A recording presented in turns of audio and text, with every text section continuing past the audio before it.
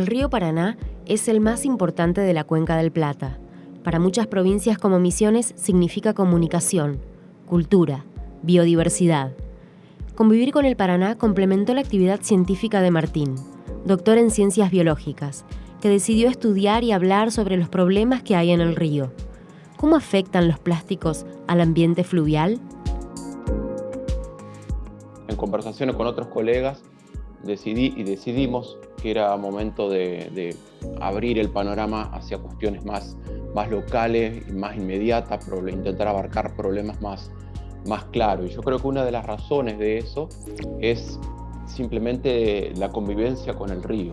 Soy un usuario también del río, soy kayakista, navego también a vela, y eso hace que uno esté en contacto continuo con el ambiente, comienza a interpretarlo de otra manera y sobre todo empezás a ver los problemas reales que están ocurriendo. Entonces tenía un conflicto académico, un conflicto científico. Por un lado, estaba haciendo una ciencia en ese lugar, en ese río, que no focalizaba o no comprendía esos problemas, y por otro lado salía a navegar y veía los problemas que se incrementaban, que eran cada vez más evidentes y por algún motivo no lo estaba abarcando. Entonces decidí hacer un quiebre en ese aspecto y focalizar directo sobre los problemas. Y el problema de los plásticos quizá era el más evidente y paradójicamente, a pesar de ser tan claro, no estaba siendo abordado por otros investigadores. Y no hablo solamente en el país, estoy hablando a nivel de Sudamérica.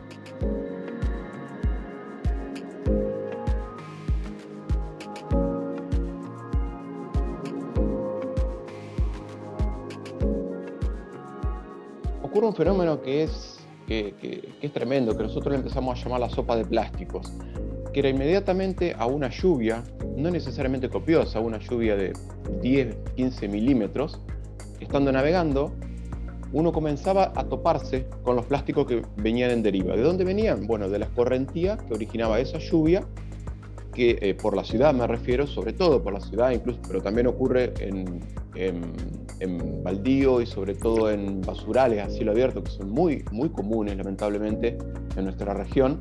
Y era tal la concentración de plásticos que en el casco del kayak sentíamos los golpes, tac, tac, tac, tac, tac, los golpes de los plásticos pegándonos, o botellas o cualquier otro elemento de los plásticos rígidos, los plásticos más duros, lo sentíamos. Eso ocurrió inmediatamente a la lluvia o durante la lluvia. El kayakismo te permite también navegar en climas no muy amenos para otras actividades, pero el kayakismo se puede. En esas circunstancias era, y es porque sigue ocurriendo el fenómeno, ¿no?, algo muy llamativo y casi imposible de evadir a nivel científico, de no focalizar sobre eso cuando uno ve que la problemática llega a esos niveles.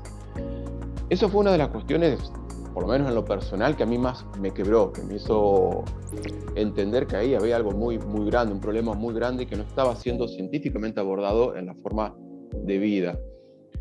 Luego empezamos a ver, en paralelo, el fenómeno de los camalotales de plástico. También son formas que nosotros nos dirigimos, nosotros les llamamos así, no está en la literatura mencionado de esa manera, que sobre un núcleo de un camalotal de Cornea crassipiens, que son los más habituales que se ven en el río, se van enredando, se van fusionando plásticos de toda índole, siempre plásticos flotantes, que hacen que se forme un mega camalote de mitad basura, mitad plásticos, mitad verde, mitad plantas. Esos son como dos fenómenos pero muy llamativos, son muy visibles, y eso quizás fueron, insisto, el quiebre, lo que nos hizo pensar, bueno, ya basta, esto hay que abordarlo y hay que empezar a ver realmente hasta dónde se extiende esto, ponerle números. En ciencia, esos son los primeros abordajes, pero uno necesita ponerle números a las cosas, necesita cuantificar, porque si no se trata de opiniones. Nosotros nos queremos salir del concepto de opinar y decir, está mal el río, está contaminado. Bueno, sí, ya lo sabemos. ¿Cuánto está contaminado? ¿Hasta dónde se extiende? ¿Cuáles son las especies afectadas? Y ahí comenzaron una serie de preguntas, y al responder una pregunta se nos abría el abanico en decenas de preguntas más.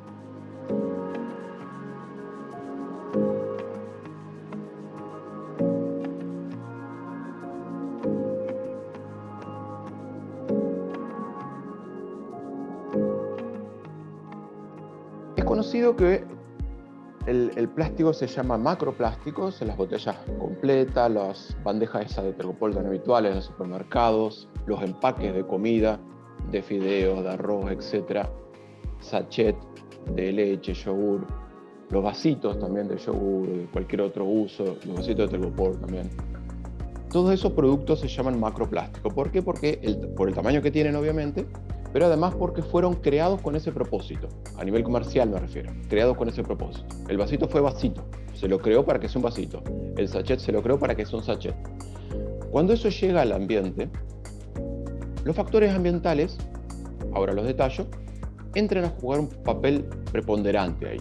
¿Cuál es este papel, este rol que tienen? Bueno, fragmentar, partir esos plásticos. Los rayos ultravioletas los van a estar afectando, van a ser unos factores claves. Esto se ve muy fácil, cualquiera lo puede observar. Esas botellas que a veces se ven que hace mucho tiempo que están en el ambiente, que se ven amarillentas, que si uno las pisa se desquebrajan. Bueno, eso se llama depolimerización. La depolimerización implica principalmente la conversión, rompimiento o reducción de la cadena principal del polímero en unidades más pequeñas.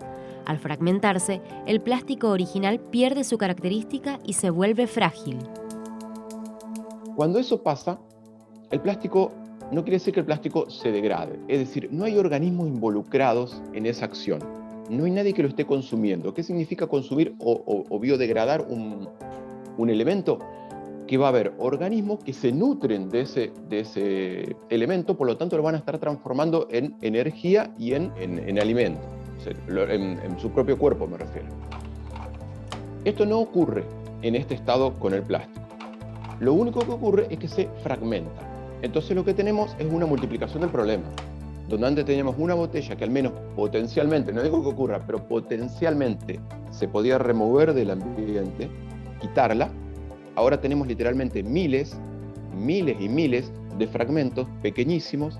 Hablo de tamaños de un grano de arena, que se miden unas 200, 300 micras, dependiendo del tamaño, pero generalmente se traza una línea entre los 5 milímetros para abajo, 5 milímetros o menos.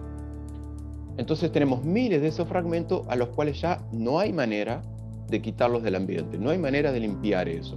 La única posibilidad es la propia corriente del río, que cuando crece el río juegue su rol en ese aspecto, pero no nos confundamos, lo único que hace es trasladarla hacia otros lugares.